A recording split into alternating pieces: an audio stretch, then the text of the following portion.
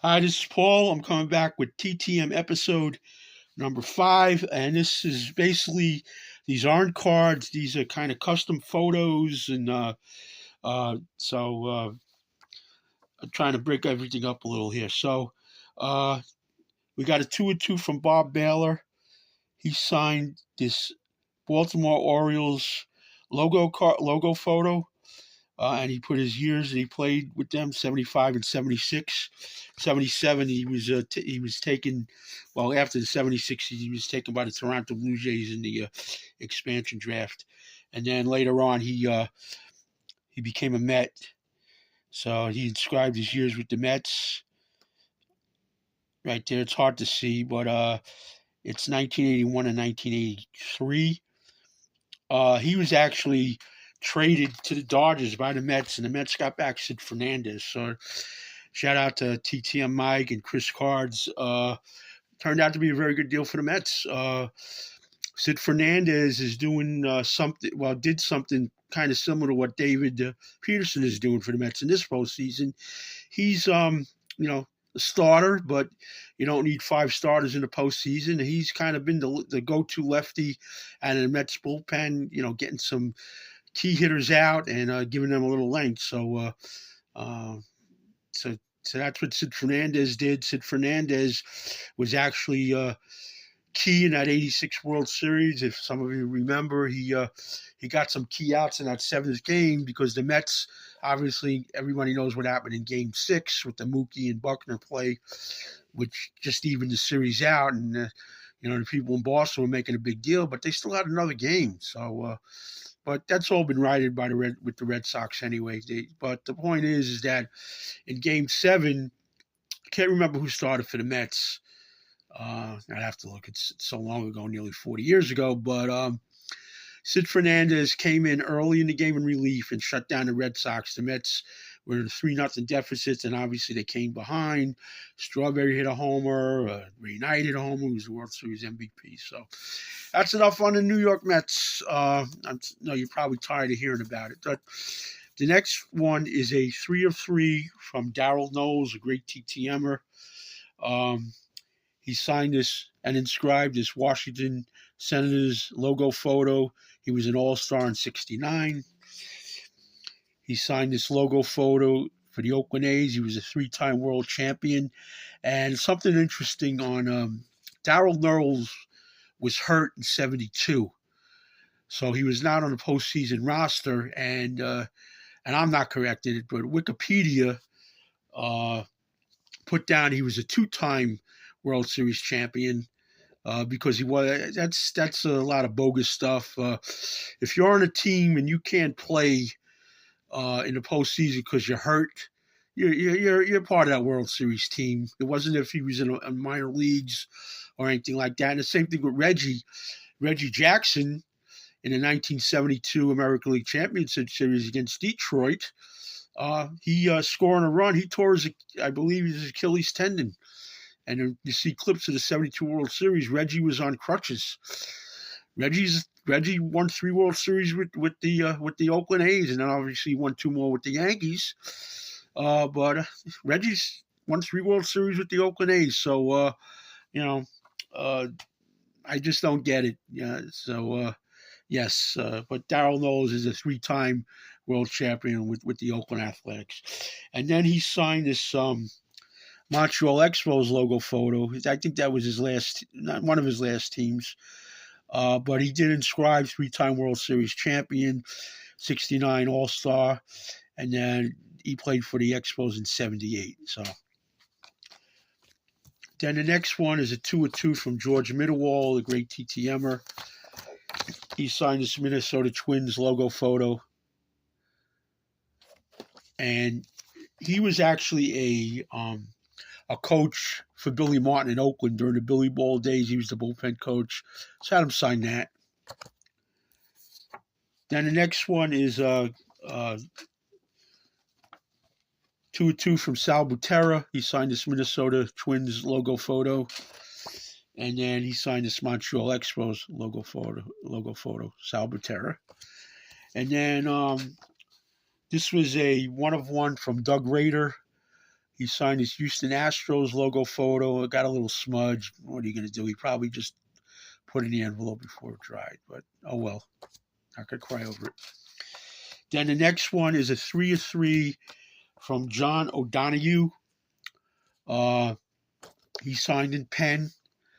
This Oakland A, well, it's an Oakland A, but that's okay. He was with the Kansas City A's, and he inscribed his first major league win in 1964. It was a Kansas City A's, but the logo is basically the same. I don't think they wore white spikes then, but that's just a matter of semantics. Then he signed this Seattle Pilots, John O'Donoghue. He inscribed it in 1969. He was technically not an original Seattle Pilot. He was an Oriole, and he got traded after the season. In order to be an original of an expansion team, you have to be on the opening day roster. You can spend spring training with another team as long as you're on the opening day roster with that expansion team. You're an original, and then a lot of people, rest in peace, said Kranepool was always identified as an original Met, and he would be the first to tell you he wasn't an original Met because he was when the Mets started in April of 1962. He was still in high school in James Madison High School in the Bronx, and Ed Kranepool was back then before the draft, and you were a player that got signed to a bonus. You had to go right to the majors, so he was actually signed out of high school and went right to the majors from high school, a 17-year-old for the 62 Mets. So he wasn't an original Met. Same thing with Sandy Koufax.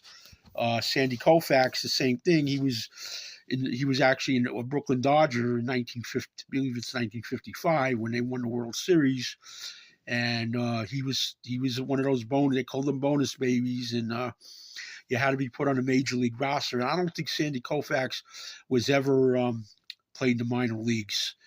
So, but obviously Sandy struggled his first few years, and then he finally got it together with the help of his catcher, Norm Cherry.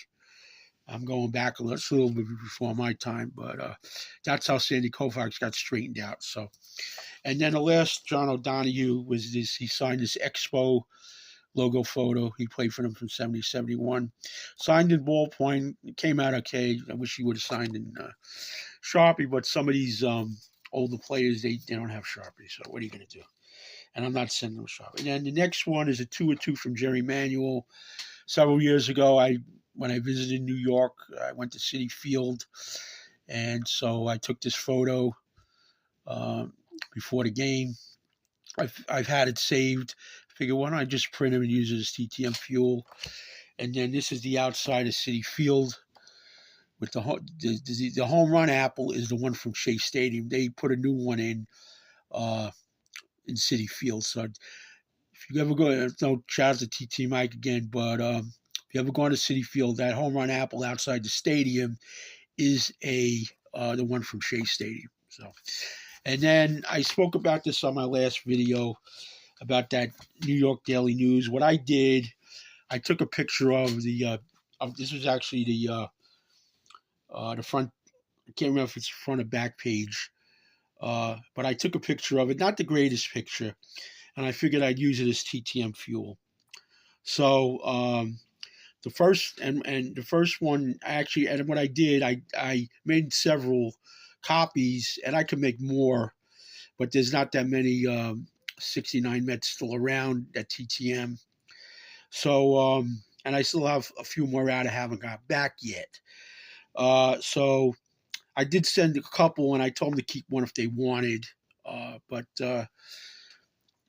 this is Al Weiss. He hit that home run in Game 5, and he inscribed it. The next one is Ron Swoboda. He's $5. I did send him 2 and actually told him to keep 1. He sent the second one back unsigned, but Ron Swoboda inscribed it with that Game 4 catch he made off of Brooks Robinson, which tied the game. It ended up being a sacrifice fly for Brooks Robinson. It tied the game. Seaver was pitching. It could have been a lot worse. If you don't get that, the Orioles would go ahead and probably win that game. And then Seaver went on to, it was a scoreless 10th. Seaver pitched the 10th. And then J.C. Martin came up to bat for him in a bunting situation. J.C. Martin was the backup catcher. Duffy Dyer was the other catcher. I don't think Duffy Dyer appeared in the World Series, but J.C. Martin, I felt awkward asking him to inscribe because it was kind of a controversial play, that bunt. If it was replay back then, he probably would have been called out because he didn't run in between those lines. But nevertheless, the call went for the Mets. And so he signed 2-2. He didn't want to keep the other one, so he signed that. And then there's a second one that he signed, and this is going to go to TTM. Mike, I'm going to send this to you. I don't need two of them. I'm going to send that to TTM Mike. And then the last one, this is like a segue. Rod Gaspar ran, was the pinch runner that actually scored the run. I can't remember who he ran for, but he inscribed it that he scored the winning run. He was a pinch runner. Again, I'd have to look it up, but he did score the winning run on that bunt play. So Rod Gaspar did inscribe it. So that's it on this video. Thanks for watching, and we will talk to you later. Thank you very much.